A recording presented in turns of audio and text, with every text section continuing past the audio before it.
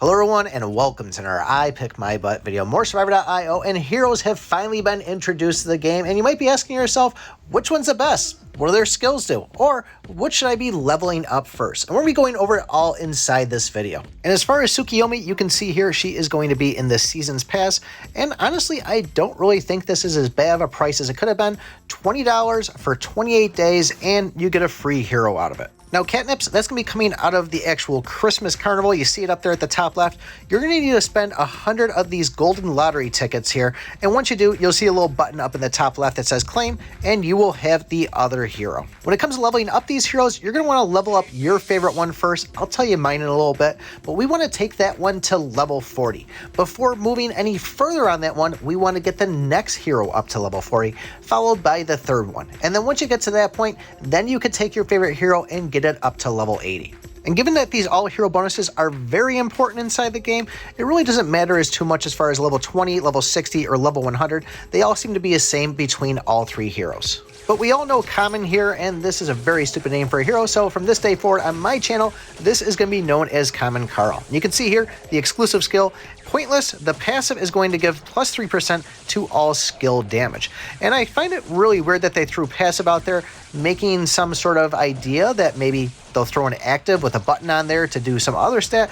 We'll have to wait to see on that, but we should all know this hero by now. And just keep in mind that that plus 3% does not take up any ability slots inside the game. And for Catnips, you can see the exclusive skill is Meta Drone, and this is going to be selected in the game, and you can see here it's going to release a healing zone. Now, the way this Meta Drone is going to work is you're going to select it just like any other ability as you see it pop up. And every 6 seconds, you're going to have this kind of little circular thing pop up underneath you, which is going to heal you, and that's going to last for 3 seconds. This is at 1 star at least. Now, the amount of healing that it does is going to be half a percentage of your full health for every single tick, and there's 5 ticks. So if you pretty much sat there the whole time, you're going to gain 2.5% of your health at 1 star. At 2 star, the healing is going to increase to 1% ticks, and then it's going to also increase the size of your healing area. And just to do the math for you, it's going to be 5% your full health if you stand there for the whole time, and it's still going to be dropping every 6 seconds. And to avoid any confusion, the first one's going to pop, 3 seconds later it's going to go away, and then 3 seconds later another one's going to pop, and then 3 seconds later it's going to go away. So the cycle is 6 seconds. At 3 stars, the healing is going to increase again along with the size, and now we're healing for 1.5% at ticks, which will give you a total of 7.5%. And once again, we're still keeping the 6-second rotation. Now at 4 stars, I saw a little bit of a change here. We're still going to be getting increased healing and increased size, and we're healing for 2% at this point. But I actually counted 6 ticks on this one, which gave me 12% in total. The other thing I noticed too was the amount of time it took for it to refresh was now reduced down to about 4.5 seconds to 5 seconds instead of that full 6 seconds. It's still going to stay activated for a full 3 seconds, but the actual cooldown time has been reduced. And at 5 stars, increased healing, increased zone, and now we're going to be healing for 2.5% a tick, and once again it lasted for 6 ticks, which gave me a total of 15%. And the cooldown on this one has now been reduced from 6 seconds all the way down to 4 seconds. Now, as far as the evo for this, it doesn't require any modifiers. It actually attaches to the drones. And where we did see images leaked out showing 3 different drones, one to attach a drone A, one to attach a drone B, and then one attaching a destroyer, I could not get this thing to attach an evo when I just had a single drone. The only way I could do it was to get it to attach to the destroyer.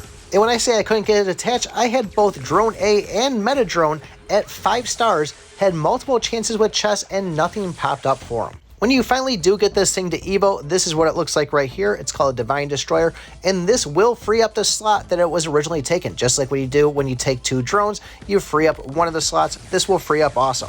We are still healing for 2.5%, but we do lose one of the ticks, so now it's going to be, what's that, 12.5% instead of a full 15. Now, as far as this ability is going to be great with people that have an excellent tech part for the drones, if you don't have it, don't worry, just don't grab the drones. This is still a good ability altogether. I find it to be better than the energy drink itself, but this will be a great one to use if you are a katana user. It's going to be awesome with it, and there's tons of other builds that you can put with it, but overall, a solid hero. Moving on to Tsukiyomi, you can see here the exclusive skill is going to be Moonshade Slash, which once again, selecting a game, a powerful frontal slash, and I actually like this one a lot. At 1 star, it'll unleash a Crescent Slash, which is going to hit enemies in front of you, and this is doing about 49k for damage. I'm going in with about 10k on this, so almost about 5 times the amount of damage that's being done. And you can see it there is Slash. I actually switched to no weapon just so we can get a little bit better of an animation on it.